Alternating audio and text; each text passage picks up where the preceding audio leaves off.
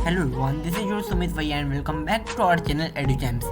तो आज हम लोग पढ़ने जा रहे हैं हरियर काका कहानी, जिसे लिखा है मिथिलेश्वर जी ने।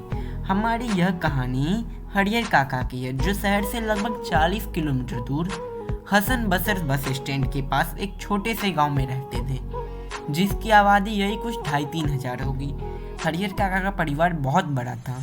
उनके 3 भाई थे और भाइयों के बीवी बच्चे अलग, लेकिन हरियर काका के बीवी बच्चे नहीं थे। ऐसा नहीं था कि उन्होंने शादी नहीं की, उन्होंने 2 बार शादियाँ की, लेकिन दोनों ही पत्नियाँ बच्चे होने से पहले स्वर्ग सिधार गई। शायद यही वजह था कि लेखक को हरियर काका अपने बेटे की तरह प्यार करते थे। लेखक की माँ तो यह भी बताती है कि बचपन में हरियर काका उन्हें अपने कंधे पे बिठाकर पूरा गांव में घुमाया करते थे। अब हरियर काका काफ़ी बूढ़े हो गए हैं, लेकिन ना ही वो मंदिर जाते हैं और ना ही अपने भाई के साथ पुश्तैनी मकान में रहते हैं।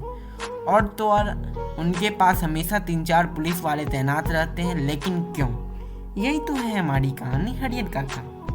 लेखक बताते हैं कि आज से कुछ साल पहले तक हरियर काका अपने तीनों भाइयों के साथ गांव के पुश्तैनी मकान में ही रहते थे। तीनों भाइयों ने अपनी पत्नियों को एकदम साफ साफ समझा दिया था कि देखो जी, हरियर काका के तो बीवी बच्चे तो है नहीं, तो अच्छे से उनकी सेवा सत्कार करना। एक दिन मौका देखकर उनकी सारी जमीन अपने नाम लिखवा लेंगे। कुछ समय तक को घर की तीनों बहुओं ने हरियर काका बहुत अच्छे से ध्यान रखा, लेकिन धीरे धीरे हालात यह हो गए कि कोई उन्हें एक गिलास पानी तक छूने वाला नहीं था। सबके खाने के बाद उनकी थाली में बचा कुचा खाना परोस दिया जाता था।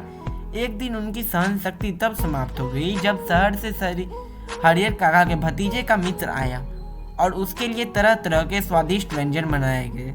हरियर काका ने सोचा कि आज तो खाने में कुछ अच्छा मिलेगा, लेकिन उन्हें वही सादा भोजन परोस दिया गया। गुस्से में उन्होंने अपनी थाली आंगन में फेंक दी और कहा, मैं यह थोड़ी कह रहा हूँ कि मुझे अलग से व्यंजन बना कर दो, लेकिन कम से कम वो तो जो सबको मिल रहा है। गांव में एक प्रसिद्ध ठाकुर जी का मंदिर था, जिसे संभालने और धर्म प्रचार करने के लिए एक समिति बनाई गई थी। समिति का एक सदस्य यह सब देख लेता और मंदिर जाकर महंत जी को सारी बातें बता देता। यह सुनकर महंत जी के मन में लालच आ जाता है। वह सोचते हैं कि हरियर काका के पास बहुत जमीन है, अगर यह जमीन मंदिर को मिल जाए तो मजा ही आ जाएगा। वैसे तो मंदिर के पास पहले से ही दान दक्षिणा में मिली हुई बहुत सारी जमीन है, जिसमें समिति के लोग खेती बाड़ी करवाया करते थे, लेकिन थोड़ी और मिल जाए तो दिक्कत थोड़ी है।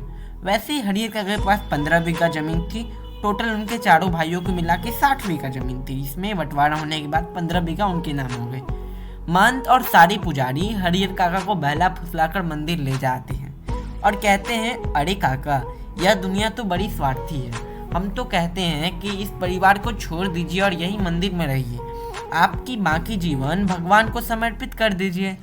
और रही बात जमीन की, तो उसे हम देख लेंगे। आप उसे मंदिर के नाम क्यों नहीं कर देते? महंत जी का यह प्रस्ताव सुनकर हरियर काका असमंजस में पड़ जाते हैं। उन्हें समझ नहीं आ रहा था कि वह क्या करे, क्या जमीन मंदिर के नाम कर दे या भाइयों के नाम कर दे।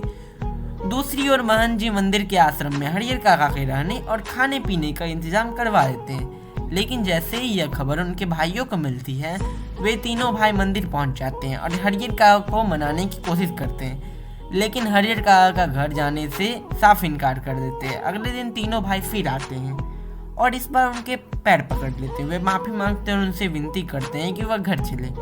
हरियर काका का दिल जो है इस बार पिघल जाता है और भाइयों के साथ वापस घर आ जाते हैं। अब उनकी सेवा राजा महाराजों की तरह होने लगी। जो भी वहाँ मांगते, तीनों भाई और उनकी पत्नियां तुरंत ला कर दे देते। यह देखकर सबको लगने लगा कि हरियर काका अपनी सारी जमीन भाइयों के नाम कर देंगे।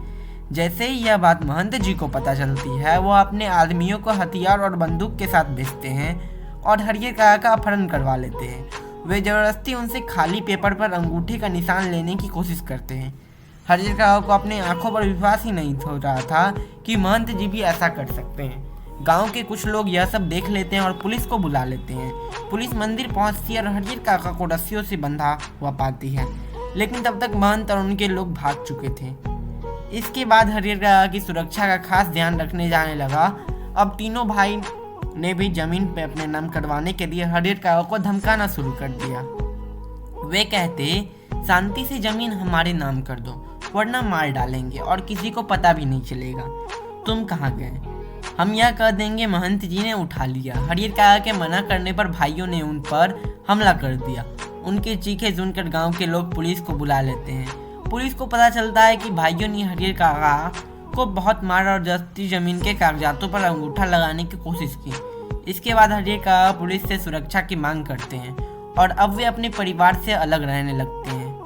उन्होंने एक नौकर रख लिया है और सुरक्षा के लिए उन्हें 2-3 पुलिस वाले भी मिल गए हैं जो उनके पैसों पर मौज करते हैं। एक बार एक नेताजी उनकी जमीन पर कॉलेज खोलने का प्रस्ताव लेकर आते हैं ताकि गांव के बच्चे पढ़ सकें, लेकिन हरियर काका साफ इनकार कर देते हैं। अब तो उन्हें किसी पर विश्वास नहीं था। गांव के लोग चर्चा करने लगे कि उनकी मृत्यु के बाद महंत उनकी जमीन पर जबरदस्ती कब्जा कर लेंगे। हरियर काका को ना ही परिवार का प्यार मिला और ना ही वे भगवान की शरण में जा सके। अब वे बस खाली आंखों से आसमान ताकते रहते हैं जैसे अपनी मृत्यु का इंतजार कर रहे हैं। तो दोस्तों यही थी हमारी कहानी हरियर काका। अगर आपको ये वीडियो पसंद आई है तो लाइक शेयर और सब्सक्राइब जरूर करिएगा। तो मिलते हैं अगले चैप्टर के साथ। आज के लिए इतना ही।